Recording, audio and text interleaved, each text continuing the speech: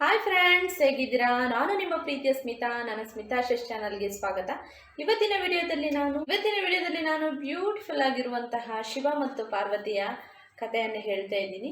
ಅದೇ ರೀತಿ ಶಿವ ಪಾರ್ವತಿ ನಮ್ಮ ಒಂದು ಪ್ರೀತಿಗೆ ಪರಿಪೂರ್ಣವಾದ ಅರ್ಥ ಅಂತಲೇ ಹೇಳ್ಬೋದು. ಫ್ರೆಂಡ್ಸ್, ಐ ಹೋಪ್ ಈ ವಿಡಿಯೋ ಎಲ್ಲರಿಗೂ ಇಷ್ಟ ಆಗುತ್ತೆ ಅಂತ ನೋಡ್ಕೊಂಬರೋಣ. ಬನ್ನಿ. ಪತಿ ಪರಮೇಶ್ವರನಿಗೆ ತನ್ನ ತಂದೆ ದಕ್ಷನಿಂದಾದ ಅವಮಾನದಿಂದ ಸತಿ ತತ್ತರಿಸಿದಳು. ಯಜ್ಞ ಕುಂಡಕ್ಕೆ ಹಾರಿ ಪ್ರಾಣ ಬಿಟ್ಟಳು. ವೀರಭದ್ರನು ದಕ್ಷನ ತಲೆ ಕತ್ತರಿಸಿದ. ಪತ್ನಿಯನ್ನು ಕಳೆದುಕೊಂಡ ಶಿವನ ನೋವಿಗೆ ಎಲ್ಲೇ ಇಲ್ಲ. ಸತಿ ಇಲ್ಲದ ಮೇಲೆ ಈ ಕೈಲಾಸವೇಕೆ ಎಂದು ಭಾವಿಸಿ ಲೋಕ ಸಂಚಾರಿಯಾದ. ಸತಿಯ ದೇಹವನ್ನು ಹೊತ್ತು ಲೋಕದಲ್ಲೆಲ್ಲೆಡೆ ಅಲೆದಾಡಿದ. ಶಿವನನ್ನು ಸಮಾಧಾನಿಸಲು ಯಾರೊಬ್ಬರಿಂದಲೂ ಸಾಧ್ಯವಾಗಲಿಲ್ಲ. ಸತಿ ಮೇಲಿದ್ದ ಶಿವನ ಪ್ರೇಮ ಅವಳಿಲ್ಲದ ಹೊತ್ತಿನಲ್ಲೂ ಅಕ್ಷಯವಾಗಿತ್ತು. ಸತಿ ಇಲ್ಲದೆ ತನಗೆ ಅಸ್ತಿತ್ವವೇ ಇಲ್ಲ ಎಂದು ಶಿವ ಭಾವಿಸಿದ್ದ. ಸದಾ ಸತಿಯ ಧ್ಯಾನದಲ್ಲಿದ್ದ ಶಿವನು ಲೋಕವನ್ನೇ ಮರೆತಿದ್ದ. ಆಗ ವಿಷ್ಣುವು ತನ್ನ ಸುದರ್ಶನ ಚಕ್ರ ಪ್ರಯೋಗಿಸಿ ಸತಿಯ ದೇಹವನ್ನು 51 ತುಂಡುಗಳಾಗಿ ಭೂಮಿ ಮೇಲೆ ಬೀಳುವಂತೆ ಮಾಡಿದ. ಸತಿಯ ದೇಹ ಕರಗಿದರೂ ಶಿವನ ಪ್ರೇಮ ಕರಗಲಿಲ್ಲ. ಸದಾ ಧ್ಯಾನದಲ್ಲಿದ್ದ, ಮೈಮರೆಯುತ್ತಿದ್ದ. ಇತ್ತ ಸತಿಯೇ ಪಾರ್ವತಿಯಾಗಿ ಪರ್ವತರಾಜ ಹಿಮವಂತ ಮತ್ತು ಮೇನಾವತಿ ದಂಪತಿಯ ಮುದ್ದಿನ ಮಗಳಾಗಿ ಹುಟ್ಟಿದಳು. ಸೌಂದರ್ಯವತಿಯಾಗಿದ್ದ ಪಾರ್ವತಿಗೆ ಪ್ರಕೃತಿಯ ಸಂಗವೆಂದರೆ ಬಹಳ ಇಷ್ಟ. ಅವಳ ಹೃದಯವು ಪ್ರೀತಿ ಮತ್ತು ಕರುಣೆಯಿಂದ ತುಂಬಿತ್ತು. ಅದೊಂದು ದಿನ ಧ್ಯಾನ ನಿರತ ಶಿವನನ್ನು ಪಾರ್ವತಿ ಕಂಡಳು.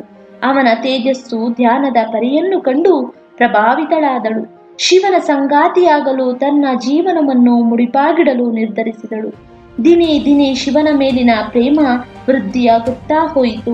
ಅವನ ಹೊರತಾಗಿ ಬೇರೆ ಯಾರನ್ನೂ ಮದುವೆಯಾಗಲಾರೆ ಎಂದು ತೀರ್ಮಾನಿಸಿದಳು. ಆದರೆ ಸತಿಯನ್ನು ಕಳೆದುಕೊಂಡಿದ್ದ ಶಿವ ವಿರಾಗಿಯಾಗಿದ್ದ. ಮತ್ತೆ ಒಲವು ಚಿಗುರೊಡೆಯುವುದು ಕಷ್ಟ ವಿಷಯ.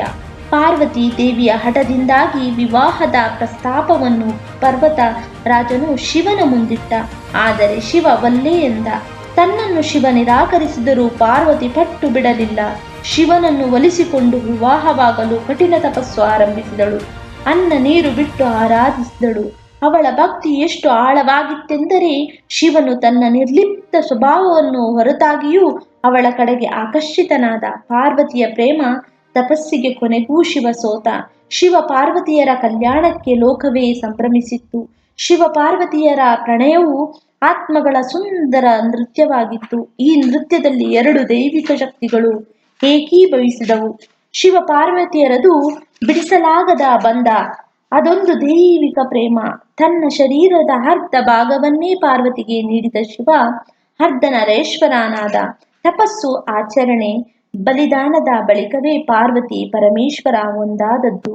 ಇಡೀ ಜಗತ್ತಿಗೆ ಪ್ರೇಮ ಪಾಠವನ್ನು ಬೋಧಿಸಿದ ಮೊದಲ ಜೋಡಿ ಶಿವ ಪಾರ್ವತಿ. ಈ ವಿಡಿಯೋ ಎಲ್ಲರಿಗೂ ಇಷ್ಟ ಆಗಿ ತಿಳ್ಕೊಂಡಿದ್ದೀನಿ. ಇಷ್ಟ ಆಗಿದ್ರೆ ಏನು ಮಾಡಬೇಕಂತ ಗೊತ್ತಲ್ಲ, ಲೈಕ್ ಮಾಡಿ, ಶೇರ್ ಮಾಡಿ, ಸಬ್ಸ್ಕ್ರೈಬ್ ಮಾಡಿ. ಎಲ್ಲರಿಗೂ ನನ್ನ ಪ್ರೀತಿಯ ಧನ್ಯವಾದ.